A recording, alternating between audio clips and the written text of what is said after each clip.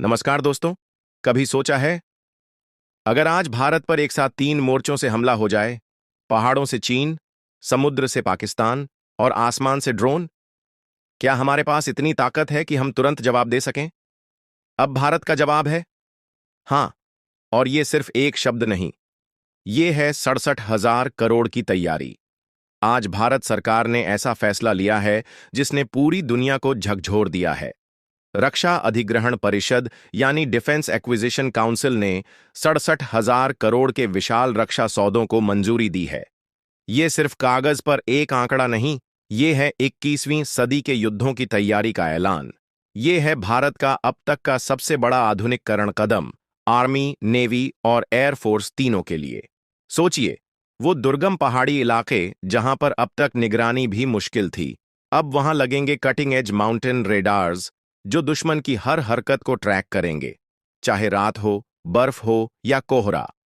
Army को मिल रहा है इजरायल की तकनीक से lace spider air defence system, जो दुश्मन के किसी भी ड्रोन या फाइटर को सेकंडों में गिरा सकता है। वहीं एयरफोर्स के लिए ये पैकेज है, एक नए युग की शुरुआत है। दोस्तों, वीडियो में आगे बढ़ने से पहले आपसे एक छोटी सी रिक्वेस्ट है। अगर आप हमारे चैनल पर नए हैं तो सब्सक्राइब कर लीजिए। दोस्तों, C-17 और C-130 जैसे हैवी ट्रांसपोर्ट एयरक्राफ्ट्स अब और ज्यादा ताकतवर और मिशन रेडी बनाए जा रहे हैं। इससे इमरजेंसी मिशंस, युद्ध सामग्री की आपूर्ति और डिजास्टर रिलीफ सब कुछ पहले से 3 गुना तेज और भरोसेमंद हो जाएगा। और सबसे अहम, S-400 एयर डिफेंस सिस्टम का एडवांस्ड सपोर्ट स्ट्रक्चर भी तैयार हो रहा है। यानी अब भारत की हवा में घुसपैठ करने की कोई हिम्मत नहीं करेगा। अब आते हैं इंडियन नेवी पर, जहां हो रहा है कुछ ऐसा जो पहले सिर्फ साई-फाई फिल्मों में दिखता था।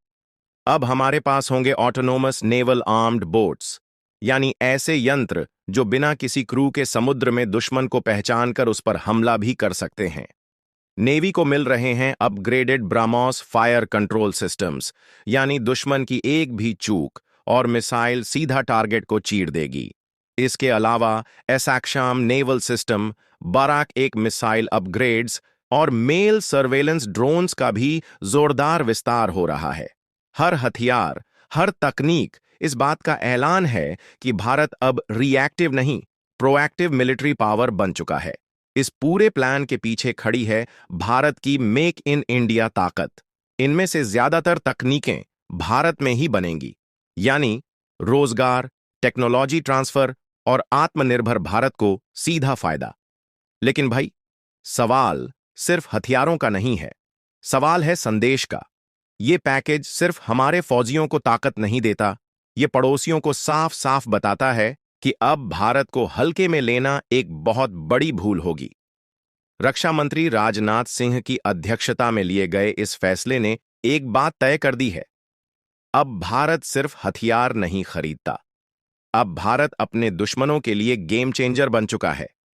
तो अगली बार जब कोई दुश्मन हमारे सरहदों की तरफ देखेगा, तो उसे 67,000 करोड़ की ये दीवार दिखेगी, जो उसे रोक भी सकती है और मिटा भी सकती है।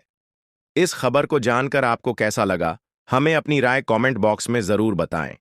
और साथ ही अगर आप हमारे चैनल पर नए हैं तो सब्सक्राइब कर लीजिए।